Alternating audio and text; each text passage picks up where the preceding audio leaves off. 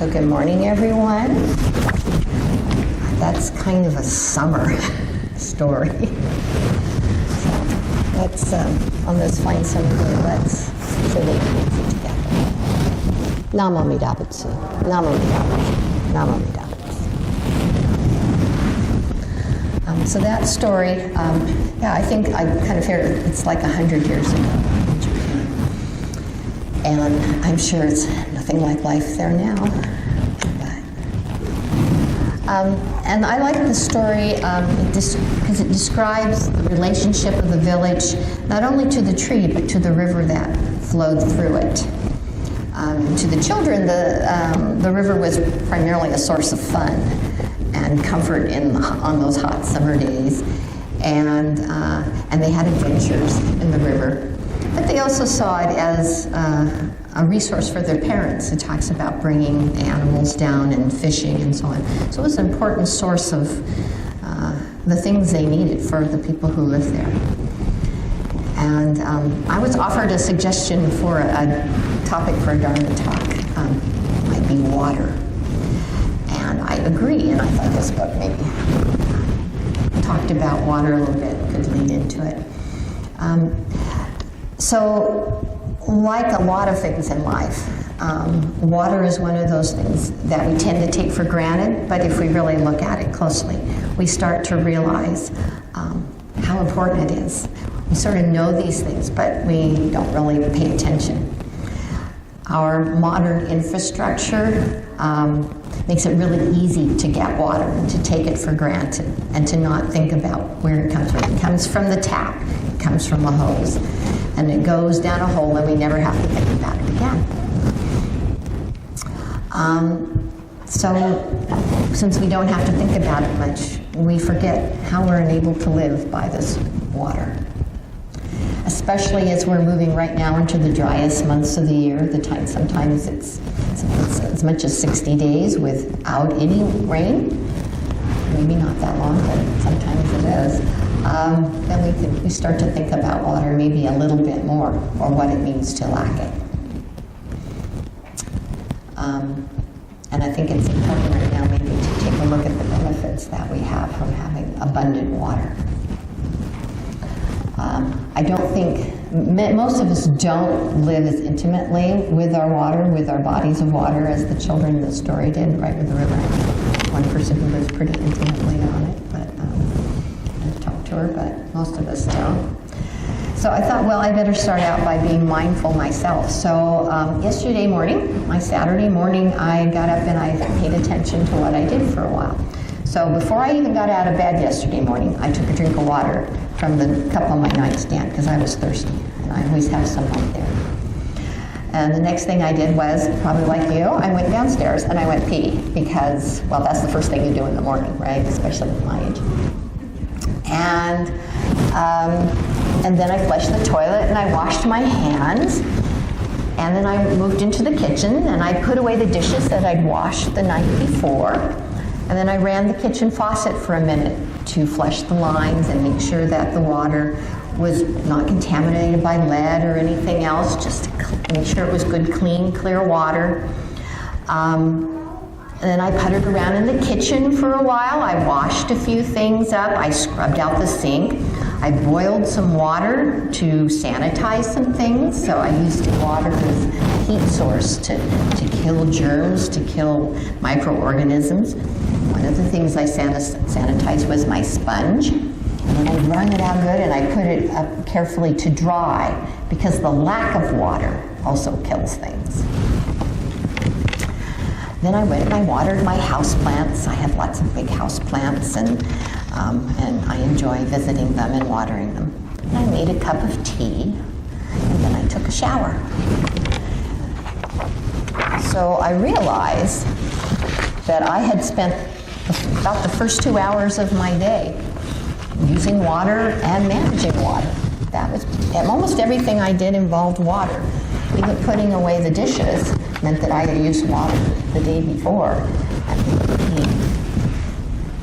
So I spend my time balancing how much water's in my body and getting the right balance there, making sure that the water quality is good.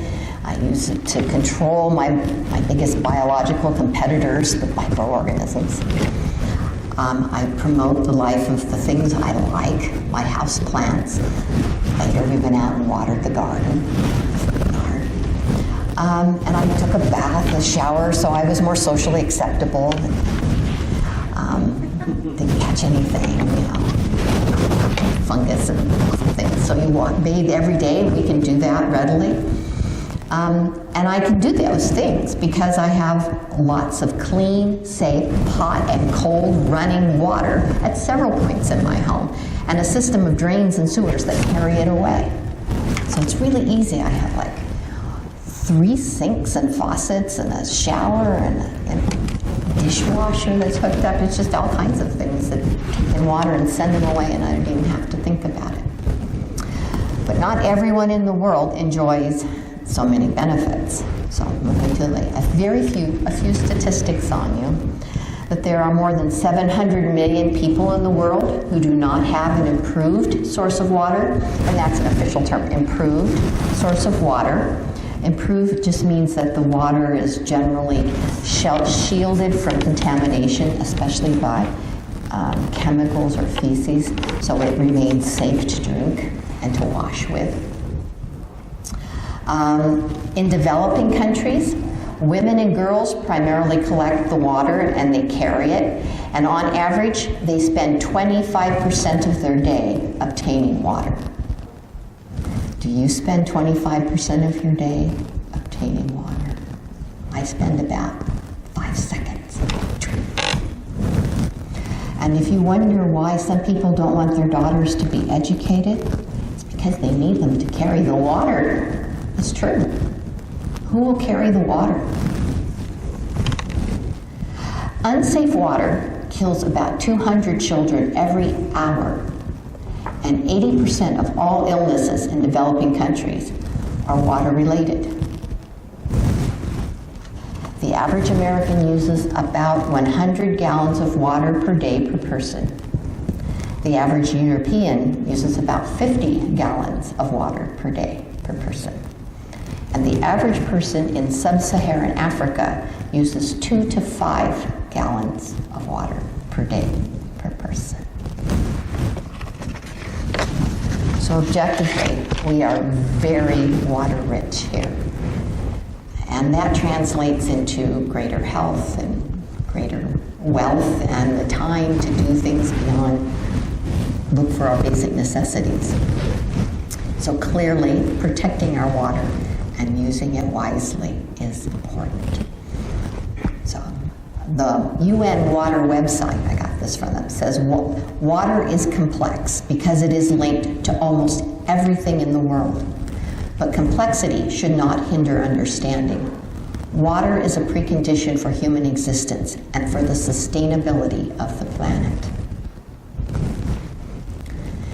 I like that because says it's linked to almost everything in the world. Well, as Buddhists, we know it's linked to absolutely everything, because everything's linked to everything else. But so clearly, water is linked to everything else. And of course, this appreciation of water is not new. People have always known. They've always been keenly aware that it's essential to life and well-being. Its power to cleanse and purify has been treasured, and the image of continuous flowing water in a stream is one of the most powerful symbols of goodness and abundance. For these reasons, it's been used in religious ritual and liturgy all over the world. And I could keep you here till 6 this evening talking about it if I were going to go into everything. I'm not. I'll just say most Buddhist sects use water in their ritual and on their altar. So if you go to YouTube, you can watch several demonstrations, as I did, about how to do water offerings. And they do it in Tibetan Buddhism and Chinese Buddhism, and I once saw one for Nichiren, so it's in Japanese Buddhism as well. And they all had very similar rituals that they did, that they had 7 or 8 small bowls, depending on how big the altar was, a teacup to maybe a bowl.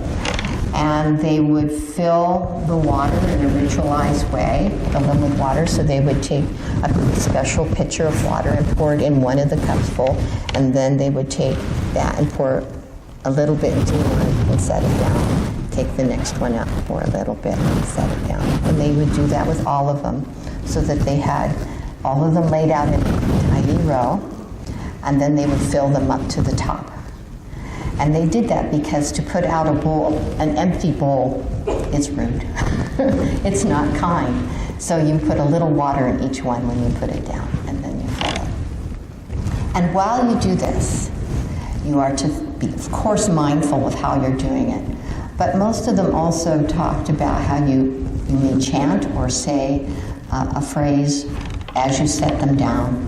And you focus on things like purity of heart and purity of mind, and how this symbolizes for you the desire to have a pure mind, or how to share, as you're sharing the water and offering it, how you would share that with all beings. Share not just the water, of course, but the Dharma and the merits of the acts that you're doing. Share them with all sentient beings. So this would be something that people would usually do in a ritual as part of the service. Another common one would be to pour some water over people to signify purifying them, maybe as they move on to another stage in life, maybe as they're moving up into another stage, being a monk or something that you would. And the videos I saw were very joyous of pouring water over people, and people laughing and having a good time with the water. So it wasn't always dour or somber at all. It's hard to be somber when you're pouring water on top of people. It's kind of hard. Another common one, and one that we certainly do here, is pouring sweet tea or water over the image of the baby Buddha to celebrate the birth of the historical Buddha, Hanumatsuri here, Vesak, in many traditions. And so that's, I assume, comes from the ritual of washing a newborn baby. We have to do that. We have to wash them when they come out. And so that echoes that. And of course, you're also supposed to think of your own purification, maybe for some sects. And did you know that we also have water on our own hygiene, in our own hygiene, on our thing? I can't see it right here. But you don't see little rows of bowls, but many of you who've been here a while still also may not know. Up in front of, and on either side of the image of the Buddha, the statue of the Buddha in the middle, are two vases with greenery coming out of it. Those are the water bowls. There's we actually have, there's different greenery you can put in. We put cedar, I assume, because we have some big cedar bushes. And the greenery is meant to represent flowing water. And let's see here, it was, according to this book, which is kind of like a little Bible of traditions of Jodo, Shinshu, Hongwanji-ha, only flowing water remains pure, and it is the symbol of the Dharma, ever flowing, ever pure. And I suspect personally that the greenery is a little more visible than a bowl of water, that you can see it in. It's more decorative, and it's something the flower toba can take care of. So it's not part of our active ritual, but it's up there, water. I don't think we focus so much on it being on purity, actually. I remember being told some years ago, I think it was by Reverend Julie, when she was here, that like the food, it was offered symbolically to the Buddha in the same way that you would offer a guest, an honored, respected guest, water, a beverage and food when they came. You wouldn't leave them hungry or thirsty. So you would do that for the Buddha, to welcome the Buddha into your day, into your life. So it's a sign also of respect and care. And I think, as you've heard me talk about it today, I also add another layer.